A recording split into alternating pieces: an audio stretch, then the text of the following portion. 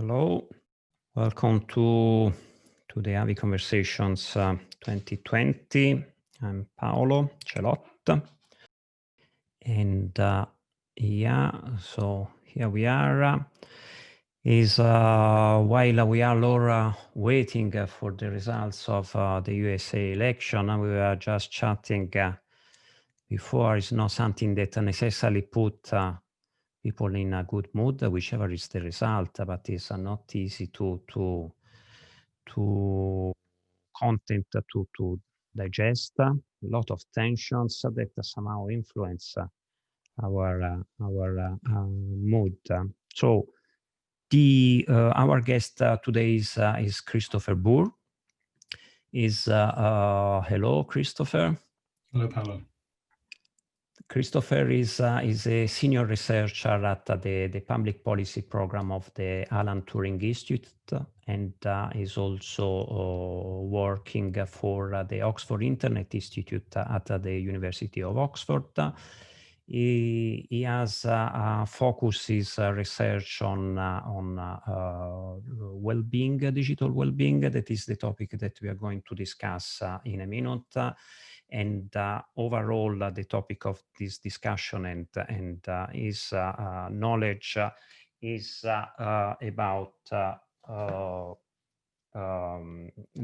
role of technology. You have worked before at the University of Bristol and on big data and artificial intelligence. Is it correct? So I remind very briefly that this space that we are offering is meant to feed the reflections about the digital environment where we are living. We have an audience that is coming from different background and different countries. Is what we call a general public, as well as people that are more knowledgeable and let's call it policy and policy making. So I have just to remind participants that they have the possibility to ask their questions in the question and answer section. And I think we can start. So, Christopher, you are studying, at least from my perspective, very fascinating subjects. Philosophy and cognitive science is how can a machine computer influence our behavior, our choices, and is very actual in these days with elections, but also our choice. I imagine about when we buy stuff online. There was a friend of mine that was talking about is to question on whether the ideas that we have in our mind are truly our, or they have been induced by some sort of technique. You are maybe we can start a bit with some sort of definition to put things in context about what do you mean exactly by digital well-being. So is people ultimately would like to be well, is how or does technology can it contribute to that effect?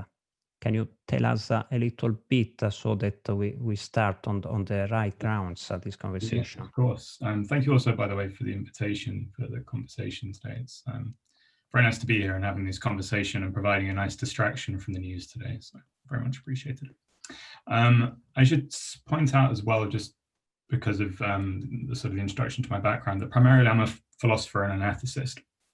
I do engage in science and policy, but my approaches to sort of digital well-being has always been motivated by some of the more, strictly speaking, philosophical and ethical considerations.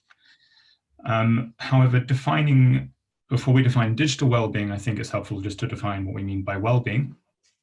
And broadly, we can think of that as referring to how well an individual's life is going for them. This sort of brings a subjective element to well-being that enables people to sort of choose for themselves, right, to have some autonomy over what they define to be the good life. This is quite a sort of philosophically inflected definition. It's also captured by some sort of approaches to sort of the sciences of well-being in psychology. But there's also a movement, I think, over the last couple of decades, and certainly a lot more in the last few years, that draws attention to the more socioeconomic aspects of well-being. So increasingly, we find that policymakers are very interested in what they refer to as the key drivers of well-being. So although if we typically measure well-being, we'll ask individuals sort of questionnaires to try and elicit the idea of how well they think their life is going for them. But policymakers or welfare economists also want to try and understand what the determinants of well-being are. So what is it that policymakers need to do to provide the right sort of conditions to support individual and social well-being? And there's pretty robust evidence on this now, following multinational studies over quite a large period of time, that shows some of the most important drivers of well-being are things like education and the skills that people have, whether or not they're employed in meaningful work or whether or not they're actually employed at all. Things related to governance, how well individuals or citizens trust their government, have a big impact upon individuals' well-being. Other things such as the environment that we live in, how do we have access to green spaces? Are the places that we live safe? Are they clean? So on and so forth. And of course, a very big one is health. In fact, health is often conflated with well-being, such that when people think about what it means to be well, they often just think about being physically and mentally healthy. Although this is a key component, the sort of the more philosophical definition teases these two things apart. So that's broadly what we mean by well-being. And the idea of digital well-being is really just a sort of an exploration of how digital technologies, especially some of the more novel digital technologies like machine learning or artificial intelligence, have begun to impact our well-being. And that could mean anything from whether or not smartphones or social media raise or lower our subjective well-being, to the other end of the sort of the spectrum of questions that look to whether or not our interactions with digital technologies are actually changing the very way that we think about well-being. So when I use the term digital well-being, I'm sort of broadly referring to the impact that digital technologies have had on both our individual and social conceptions of well-being. I see. For sure, there are a number of questions that inform your research. We are very much interested in the results of your so what you have searched for many years is while people will value and benefit from this conversation. I maybe should also say that you have recently published a book that is titled The Ethics of Digital Wellbeing, together with Maria Rosaria Taddeo and Luciano Floridi. I was going through your academia papers, and you work a lot with Italians, it seems. That is true, yeah. So that's Rosaria and Luciano are the deputy director and the director of the Digital Ethics Lab back in the University of Oxford, where I was based previously, where I conducted most of that research. Actually, before that, even at the University of Bristol, I worked with Nello Cristianini, who was another Italian. It seems like Italians have a passion for philosophy. It's good to see. Somebody was telling me the other day, I mentioned it, that there is, but then we go back to the topic of our discussion about on whether people from certain countries have this skill of abstracting, of being able to to have a mind that can abstract, and English apparently is not so good, because it's, for instance, when you say no one, you have to refer it to a body, anybody, somebody, or you think, rather than what we do in different languages. And obviously the language itself influence the way in which we think, isn't it? Yeah. Which I guess promotes the importance of learning multiple languages. Unfortunately, a skill I've never been able to teach myself. Computer languages don't count there, unfortunately. I can program, but unfortunately I was never multilingual. You know, here in Brussels, obviously, the people, there are many that grow up in families that are composed by two different nationalities. Moreover, they are born here, so they come up with 2 or 3 languages already, so it's easier life. But what it counts, I say to my kids, is not so much the form, but the content, whichever is the language that you use, isn't it? You mentioned about let me tackle this. I really would like to have your opinion about. You mentioned about education, and education this day is. You are not very much educated to feelings, are you? Is you receive more than educated. You receive instructions on how to be more in a way more efficient, more productive. I don't know if you have an idea about that. But there's no doubt that the educational system somehow should be, is at least updated. We are very much channeling these utilitaristic skills, and I think your research shows that we have to expand it to much broader concepts. Yeah, I mean, the impact that technology has had on education, I think, was an interesting one even before the onset of the global pandemic. I think there are many interesting developments as a result of that, not least the fact that education is now moving more rapidly into an online sort of medium where teachers are communicating to sort of their students over technologies like this.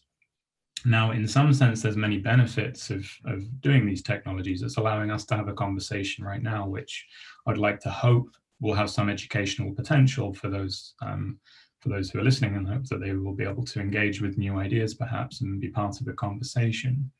But at the same time, I think we also need to recognize that this conversation that you and I are having now is in some sense diminished by the fact that you and I are not in the same room. For instance, we can't read each other's body languages. It's harder for us to sort of discern this sort of subtle emotional qualities to the facial expressions, the way we're holding ourselves. And I think these are very important factors involved in conversation, which I think is an important part of education. We can think of education as a sort of a monological aspect where it's the teacher instructing the students. But for many students, they actually learn through dialogue, right? Through conversing, through having conversations, trying out ideas, seeing whether or not they work or how well they're received. And this is incredibly important, not just in a classroom setting, but also when we move into the sort of the wider social setting that I think education is supposed to help students become sort of active citizens, active participants in sort of a democratic society. And so there is an important part that I think we should ascribe to the emotion to emotions. Whether or not formal education is teaching children that, I don't know. I mean, that would probably depend upon the curriculum in each country. I don't recall it happening in my education. Admittedly, that was some time ago now, but I don't really remember that sort of more softer skills being part of the national curriculum here in the UK. But that's not to say that it's not a key part. But the one other thing I just want to say on the technology side, is that I think there is a role that that digital technologies can play in helping people understand their emotions, although at the moment they're sort of restricted in a particular way. So if you think, for instance, about the types of apps that you can find now on smartphones that allow you to sort of keep track of your mood or your emotions over the course of the day. Sometimes these are known as mood diaries or mood tracking apps. These have actually got a very important role to play for people who maybe suffer with mental health issues, who are trying to sort of understand, for instance, whether or not anxiety is caused by a particular sort of event or sort of interaction that they may have in their day-to-day lives. And technology is providing quite a useful way for sort of keeping track of this quite easily. The downsides, however, are that they can be sometimes quite simplistic. Emotions very, very complicated, and the way that they're typically represented in technology can be very narrow. You need to be like little smiley faces or sort of sad faces, and that doesn't really capture the richness or the complexity that human emotions can convey. And then the other downside is that a lot of these apps, a lot of these devices haven't been rigorously tested. There's sort of some evidence suggesting they're beneficial in helping people understand their emotions better.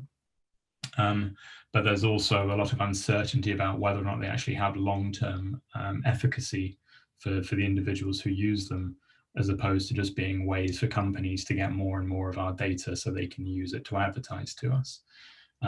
So I think, just to go back to your original point, I do think that emotion is not only very important for the types of conversations we have in an educational setting, but also for the sort of our own self-awareness, our own self-knowledge, which is another form of education, right? Learning about ourselves. And I think emotions and technology have a big part to play there as well. Is a number of points that I would like to go a bit deeper. Indeed, I would like to have your opinion about how we could empower, or how can people help themselves in order to use well technologies. I remember having read that when you mentioned about health in one of your papers, that there is an issue, for instance, about doctors. So doctors, are they able to use the technology for their patients, and maybe they feel a bit diminished, or because the role is taken by something else, and the trend probably is going to continue, but hopefully we will be more and more able to use well these technologies. Going back to the users, the people, the individuals, because when you mention about concepts of awareness, this is something that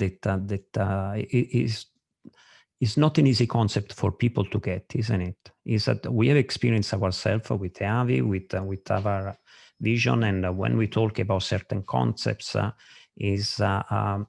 I don't know, critical consciousness, it's not easy for people to get. What do you really mean?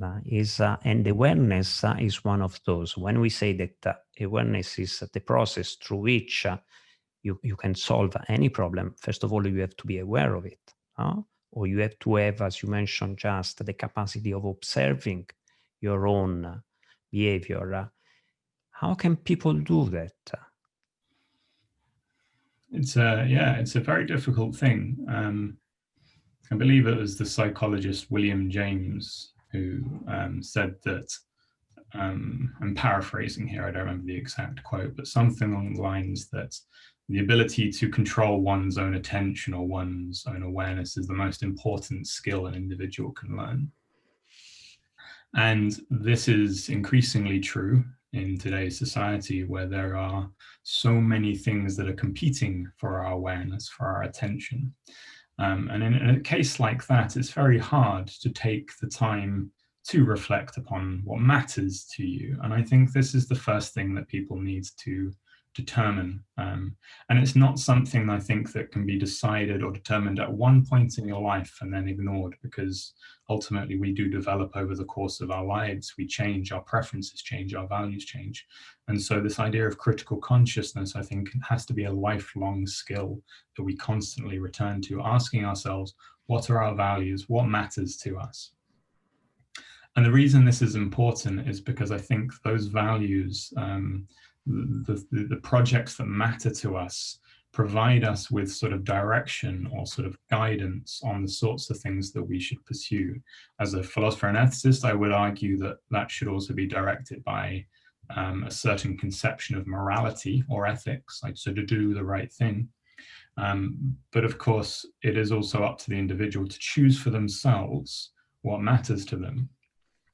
And here this is quite difficult, because if you're not necessarily clear on what your intentions are, on what your values are, it is very easy to become sort of sucked in or distracted by the pull that sort of new digital technologies have over us. I'm sure everybody has first-hand experience of spending a little bit too much time scrolling through Twitter, or watching that next video on YouTube or Netflix, or getting distracted by some angry news on Facebook. We've all been there, where we sort of spend a little bit too much time scrolling, and then we sort of stop and check the time and realize that we spent half an hour on our mobile phones or on our computers, doing things that didn't really bring us any value, didn't bring us any sort of sense of well-being. And I think the more that individuals can start from a point of being clear about what matters to them, they'll at least be able to determine whether or not technology is serving that goal. And the reason I say that is because I don't want to come across as one of the people who only thinks negatively of social media or smartphones. I definitely do not think that. In fact, I know from first-hand experience and through discussions with friends and family that social media, especially during lockdown, has been incredibly valuable for people in connecting them to other communities that they couldn't speak to. So for instance, I've spent time playing online games with some friends over lockdown and using it as an opportunity to have a chat and sort of play some video games with friends, whereas my wife has spent time learning about things that matters to her. And we've both used technology and social media to sort of facilitate that. But the reason it's been something that promotes our well-being is because we're quite careful to recognize that we're using technology to promote our own conception of the good, rather than simply just being buffeted and swayed by the various pulls that technology has over us. So I'm definitely not a sort of a complete naysayer, but I would say that it does come down to the individual to choose what matters to them first of all, because otherwise they'll just end up getting lost in the sort of the various distractions that new technologies can throw at people. In that respect, maybe the first thing that one should learn is to stop, isn't it? As a revolutionary act, is you just stop doing for a moment what you are doing, and then is from there, is developing the skill of observing. I have been a half an hour or 3 hours, in fact, doing this. Is already the step in itself could be already sufficient, isn't it? If you have this capacity of seeing, okay, I have been 3 hours on Facebook, and indeed is maybe the day later you realize that he hasn't given you much satisfaction, isn't it? It's not something that you will remember 3 days later. Okay, I've done that and that. And indeed, is very valuable what I think, in my opinion, what you have said about is the value of social media in connecting with others. Is as far as we value is and we realize how important are other people for our own well-being, even in a selfish way. No, we don't live isolated from others. Exactly. Actually, if I just may interrupt, because I just want to clarify one thing, because it's easy for me to say what I just said, but it's obviously not necessarily easy to actually put it into action. So just to, again, just use a sort of a personal anecdote here. I don't use Facebook. I don't have an account. It took me many, many years to get to that point where I realized that Facebook provided no value for me in my life. And I don't necessarily think that that's a universal claim. I have nothing against Facebook as a sort of a tool for other people to use. It just wasn't not something that I benefited from. Similarly with other forms of social media, I'm very careful about when I choose to use them. And again, that took me some time to realize that, say, having an app on my phone caused a source of distraction for me, and it was better to do it in a more controlled, disciplined way by checking in, say, at key points throughout the day. So I don't necessarily want to sort of come across as suggesting that this is a very easy thing to do, that if you just stop and reflect for, say, 10 minutes, it will become readily available to you. It's the sort of thing that can take weeks, months, or years to get right, and it's always an ongoing process. It may very well be that at another stage later on in my life, I change my mind as my values and preferences change. And I'm quite lucky and privileged to be able to spend time. I mean, I'm a philosopher. My job is to reflect on things. So I'm in a very privileged position that I can actually take the time to stop and reflect. And again, I don't want to suggest that this is something that's very easy for everybody to do, but I nevertheless do want to say that it is important where possible that people do take the time to do that. I mean, in my experience, is very difficult to be in control. Whichever your choices, there is no wrong choice as such. But if you do decide it, and then you can decide to use the social media or not. But it's your decision. That's what matters. But in order to get there, is I think for no one, whether you realize it or not, is a very difficult process. But that's somehow what it means to be media literate within our. I mean, the things that we are doing at EAVI is to benefit from the media means to use them as a resource, and therefore is to make the choices that we have mentioned. You mentioned also two other very key words, that is ethics having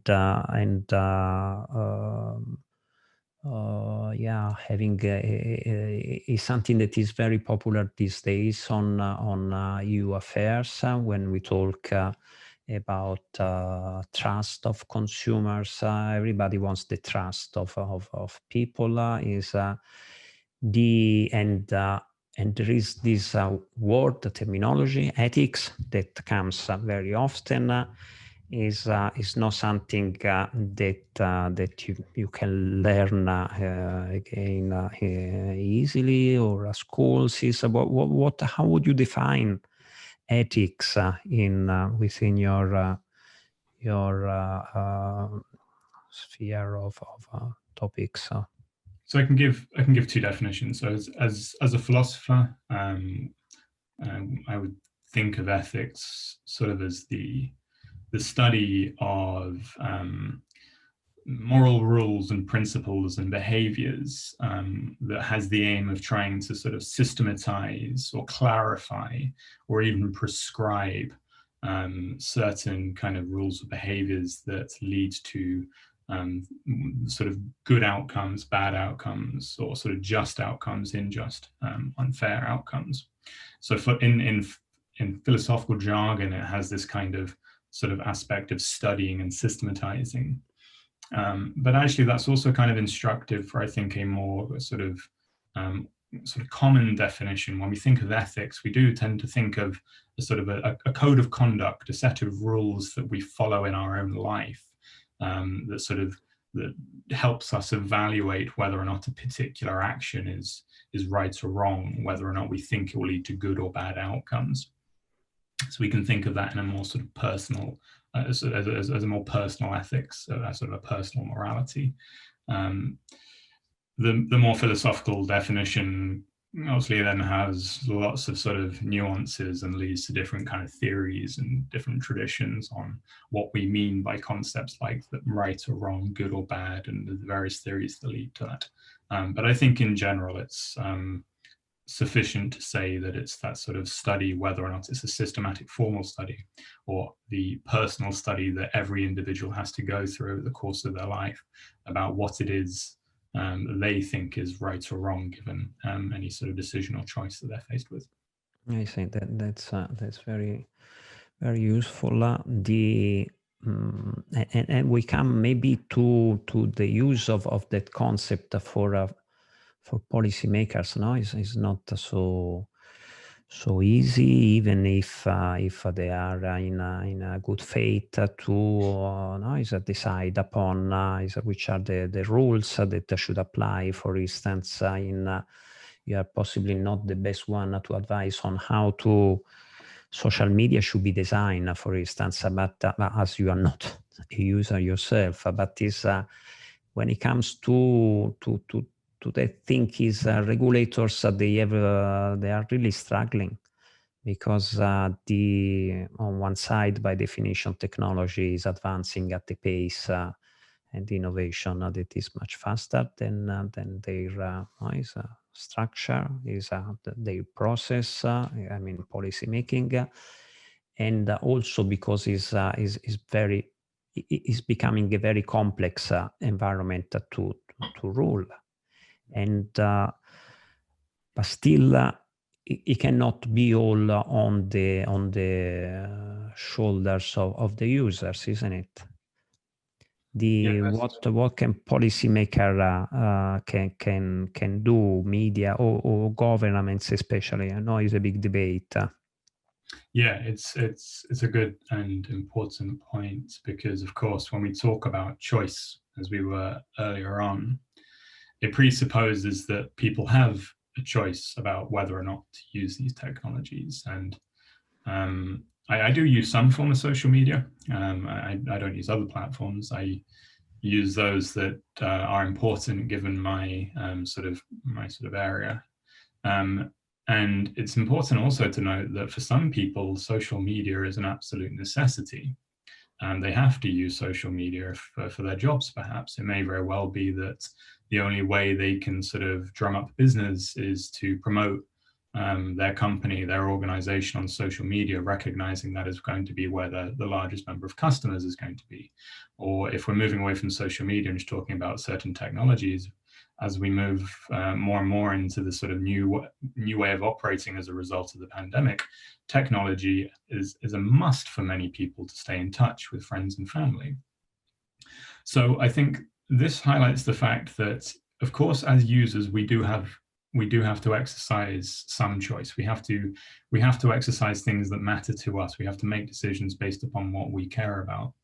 But there are also we also have to reflect upon the fact that for many people, it's not a choice. They cannot opt out from using certain services, or at least they can't meaningfully opt out without causing themselves significant impact on both an economic or even on a well-being related scale. And I think this is where,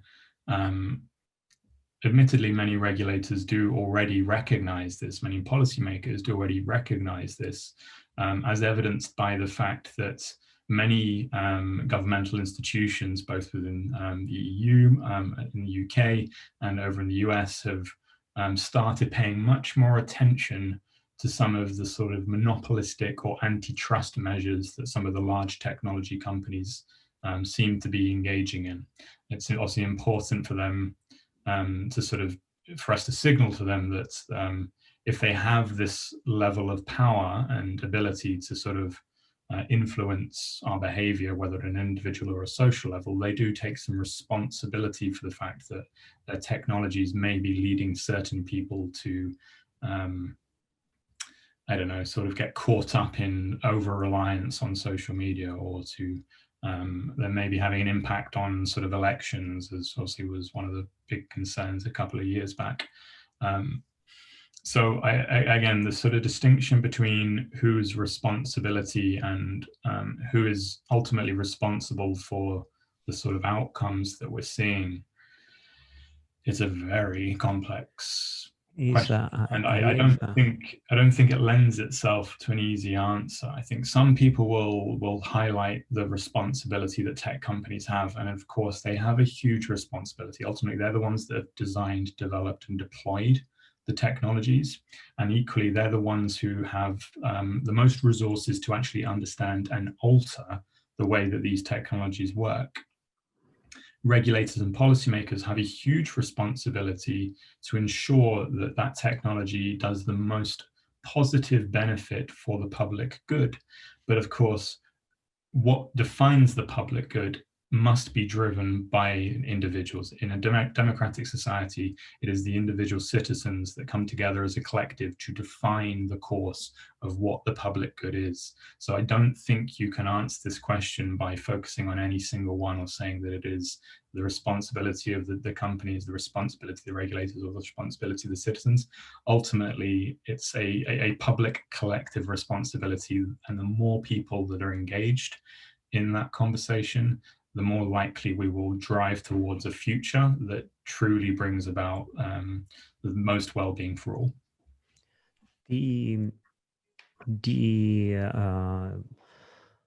How can we raise that awareness? Because I agree that is an effort somehow that we have to do. Is all of us ultimately is, or the people. I mean, as citizens, as consumers, or in our respective roles within the family, teachers. But do you feel that there is yet this awareness? I mean, we can push is indeed is the policymaker or the companies is to do things in a certain way, to the condition that we are. There is a critical mass of people that push in that direction. And from my experience, this is happening, but it's not happening to the extent, for instance, that has happened with climate change or with the environment. That is something nice to see, that is observing that this awareness has increased is spectacularly in a couple of years, but also because the form of information that have an impact. Like I remember watching David Attenborough on the BBC, and is obviously is the way that he does it, and his authority and the means that the BBC have at the disposal, and the audience of millions that they can reach is a contribute towards that objective. Is with technology is with certain aspect of technology, when we mention about companies, for instance, or private company, is not so obvious, because they are for-profit machines. They don't necessarily feel that is their responsibility to act in towards that, unless they are obliged, and so the policymaker responsibility and so forth. But my point is, what can we do in order to raise this awareness amongst people? And it must be a global awareness, isn't it? Yeah, so just on that final point, you're right. It absolutely has to be a global awareness, because otherwise we're at a danger of failing to recognize that these technologies do impact communities and societies beyond sort of just the sort of European Union or us in the UK or in the US. This does have a global impact, and I think there is a tendency, unfortunately, to focus too much on some of the developed countries and less on developing countries, and I do think this needs to be rectified. Your point about climate change, I think, is an instructive one, and certainly is illustrative for the following point, because obviously the impact of our impact on the environment and through anthropogenic climate change is relatively well understood, because there's decent scientific consensus on the impact that we have had on our environment. Unfortunately, the same cannot yet be said for the the well-being impact that technology has on society. This is, without going into too many of the sort of the methodological scientific details, a problem in the sense that it's very hard to actually get access to a lot of the data, and that's something that large technology companies could help with, because ultimately they're the ones who own this data. But we also need to develop new methodologies for studying digital well-being, and for understanding both the short-term and the long-term impacts that different types of digital technology have.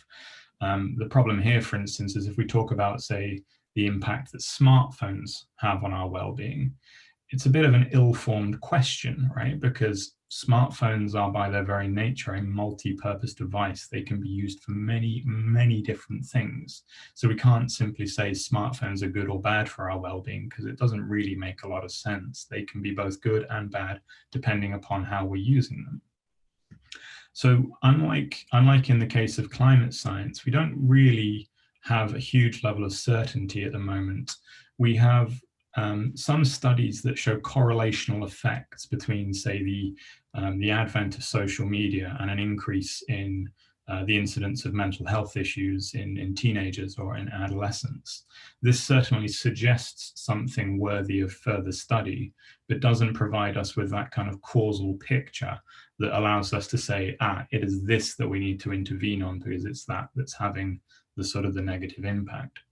So we do need more research on a lot of these questions as a sort of a first step before we can get to the same level of awareness that I think is necessary to sort of motivate and kind of support that kind of citizen activism that we're seeing in the case of climate change. Unfortunately, until we have that kind of solid foundation, it is sort of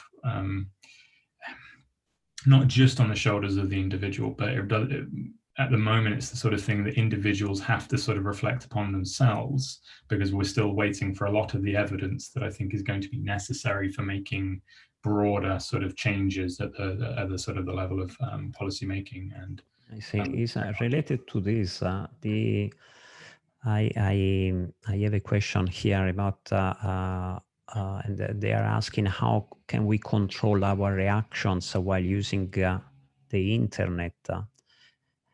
Seeing the crazy news and happenings, are there tips to how to remind ourselves about how to react? I suppose that there are not immediate tips.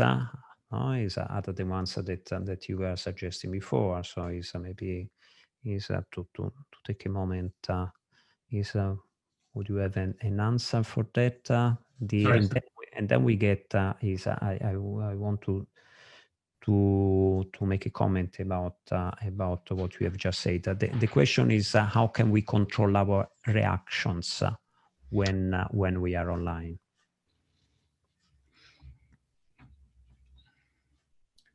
So I don't think I have anything new to add other than what I've already pointed out, which I think is that it almost comes back to that kind of age-old wisdom that you should never respond when you're angry, right? It's the idea that if you receive, say, an email and it causes you to become angry, it's not a good time to sort of respond.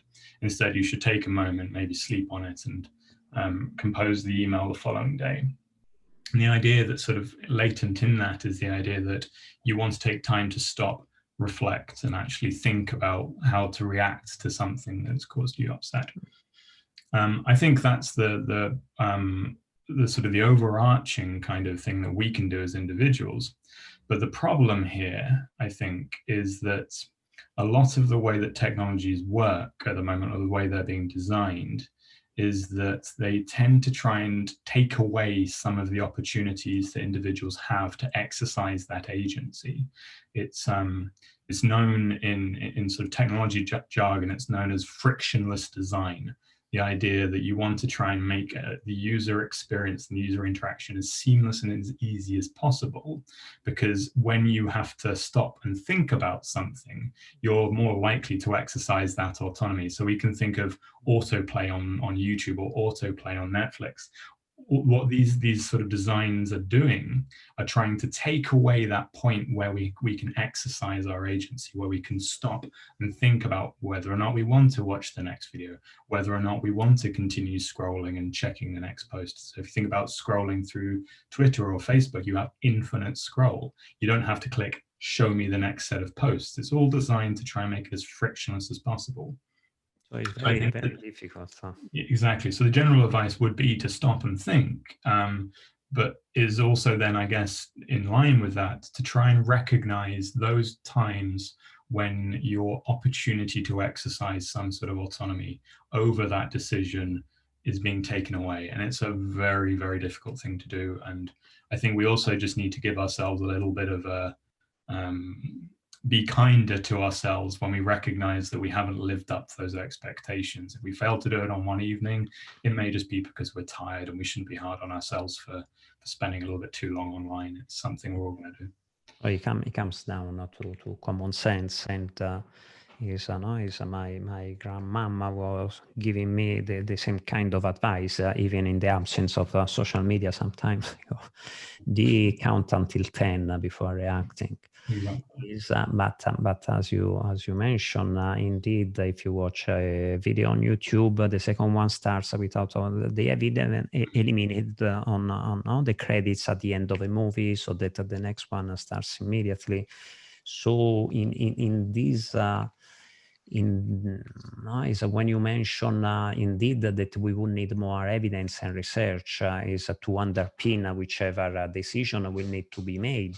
This argument is also used as an alibi for certain policymakers not to regulate until when we will have enough evidence, which is fair enough, but is the ultimate result is that nothing is done. So indeed we have to find a balance.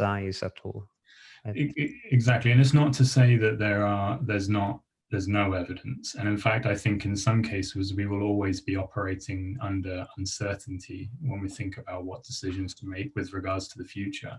There's plenty that policymakers can be doing now.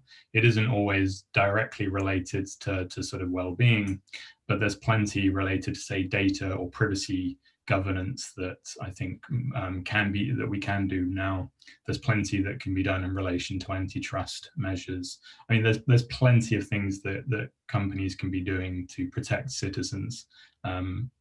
My point was more that when it comes to understanding the impact that technology has on well-being, that's where we still need a lot more evidence. But that's not to suggest that there is not plenty of things that policymakers can be doing in the meantime to try and sort of minimize the potential for harm that technology could have. I have a question that is probably related from Muriel, that is asking, what do you think of the fact that our society is becoming more and more dependent on technology? Is there a way back, or do we have to deal with the consequences? I mean, it's a bit negatively worded. But if you can comment. It's a great question. There's a dilemma known as Collingridge's dilemma in science and technology studies that highlights the sort of two horns of a dilemma that says it's when we're designing and developing technology, especially sort of novel or emerging technologies, and we're thinking about deploying them into society, at that stage, we don't have enough information about their impact to be able to sort of fully control and sort of mitigate the negative impacts. So we sort of release it into the wild. But then on the other sort of side of the dilemma, once we have gone and released the technology into the wild, and it's become embedded into society and perhaps becomes very important, at that point, we can no longer take it back. So it's a great question. It's something that science and technology studies scholars have sort of grappled with for a long time, about when is the right time to exercise control through legislation, through regulation. In terms of, I'm just pulling up the question, what do you think of the fact that, is there a way back? No, I don't necessarily think framing this as a matter of sort of trying to return to a previous age is the right way to think about it. But I definitely think we shouldn't be fatalistic and simply be satisfied with the consequences where we realize that those consequences are negatively impacting some people and maybe only really benefiting a small minority. Mm-hmm. I do think we should always try to push for change, even though it may be difficult and we can't go back to think how things were. We can certainly voice competing visions of what a future could look like with technology at a sort of a core part of that. Again, I'm not a sort of a general naysayer about technology. I recognize there's huge opportunities to be had in many different social domains, from health, education, employment, environment, and so on. I think, unfortunately, we do have to recognize, as Collingridge did with his dilemma, that we are not always going to be able to anticipate every single consequence. But the more that we can get a diverse set of voices into that kind of early design stage, the more we can recognize certain harms that could arise and then try and take steps early on, and also build accountability into the process of deploying technology so that when unintended consequences do arise, we have recourse to address them and hopefully recompense individuals who have been harmed by them. Well, that's in itself justify a bit the scope of these EAVI conversations. So that is indeed to feed the debate, so that to offer is arguments in order then to reflect upon, and eventually that could be translated in whichever, piece of policy or education or whatever else. I am going to ask you is we are coming towards the end, which is in fact your vision. Where are we going? What is your main worry, or what do you think that is? Which are the possible scenarios, or the most likely one? I know it's difficult to be very concrete on such a question, but is how do you see is in light of your experience and research and the people that you have told to, is what can we expect in the next years to see? I'll end on a positive, so let me start on a negative. The one thing that is pretty clear in the sciences of well-being, that two of the most important drivers are time spent with other people, friends and family, and time spent outdoors in nature. And I think technology is often seen as a distraction from those two things. So one of my worries is that the more that technology becomes integrated into sort of daily practices, the more that it acts as a sort of poor surrogate for the types of experiences we have with our friends and family, and our experiences we have with the environment and with nature, that really are no replacement. And so my sort of short-term pessimism is that technology will end up being a distraction for many people at a time when we can't really afford to be distracted because of things like the importance of climate change, or in a global pandemic, the separation that we're having from each other due to social distancing measures. So my kind of worry is that technology will continue to sort of drive a bit of a wedge between those. But on the flip side, the more positive thing is that I think technology, if we get our sort of the visions for the future right, could also be a serious help within some of those areas. So, for instance, we do know that we're sort of having quite, in some cases, causing irrevocable damage to the environment. And I think, like many people, one of the solutions there is going to be better technology, whether or not that's more access to sort of solar panels and clean energy, or whether or not it's saving lives by sort of trying to move towards autonomous vehicles and getting people out from behind the wheels of the car, to more sort of futuristic technologies that can actually help with sort of sort of bringing back some of the harmful chemicals from the environment that are contributing to climate change. So I believe that technology is going to have a part to play in that, so long as we can get the vision of a sustainable future correct. And there are plenty of people who are looking into that, far more educated on that sort of side of things than I am. So I think as long as we can avoid the worry of having our attention and our awareness hijacked by, let's be honest, pretty meaningless things on social media, and turn our attention to what actually matters about promoting a sort of a healthy environment for us to sort of spend time with our friends and family. And I like to think that I'm more of a long-term optimist about the possible impact of technology has in the future. Can I ask a very last is a question that just come across my mind to the Christopher, the philosopher, more than the researcher, is having said that, we start our conversation saying, well, there are certain is a piece of news that they are not necessarily healthy, for our, and it seems to me that we are living a bit in a society. It's not the Enlightenment or the Renaissance, isn't it? Is where there are walls, we are a bit surrounded with tensions, anxiety. People have problems, is unemployment. It's not the environment where, I don't know, Leonardo da Vinci or Kant could blossom, isn't it? It seems. What do you think? Can we?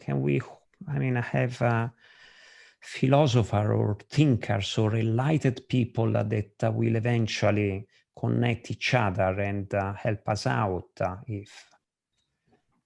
Yeah, I mean, I'm not that pessimistic on that side of things, actually. I mean, I think there will be visionaries who will sort of provide convincing and persuasive ideas of how science and technology can sort of help us, and it can lead us to a sort of a better future. I don't think that we couldn't have people like Da Vinci or Kant today. I just think that the standards of the past may prevent us from sort of noticing those true visionaries, because we may become too locked into judging things by historical standards and closing ourselves off to the possible futures that we just can't really imagine until they're actually sort of thrust upon us. I think I'm more optimistic there, actually, Paolo. I think we may not necessarily be able to recognize it ourselves now, but I'm optimistic that there will be someone who will use the arts, use the humanities, tell stories that captivate us, and provide sort of persuasive narratives for how sort of technology can change the way that we're living and bring us into a much more inclusive and positive society going forward. Yeah, I thank you for that. In fact, I agree, and I think that there is not such a problem to solve. And indeed, comparing with it was a bit of a provocation, but I'm sure there are a lot of Leonardo da Vinci around there that just eventually or already are emerging and can connect more easily these days, as we say. It was really very nice chat. Thank you, Christopher. I also thank the participants live on Facebook and here on Zoom. The EAVI people that have made this possible. Tomorrow, we have mentioned a bit in our conversation. Tomorrow we have Facebook itself. It's our sala, so we will go through some of the things related to social media with her. I also invite people that want to provide the feedback or want to try our EAVI test to do so. Thank you very much, Christopher. Here are the contacts. I give you the floor just for 15 seconds if you want to say a last thing, a message or a smile. I'll just thank you again, Paolo, for setting up the conversation. It's been fun, and if there are other questions, people are welcome to message me. I'm happy to try and answer them as best I can, but thank you for those who ask questions, and thank you for having me. Till next time. Thank you, Christopher. Bye.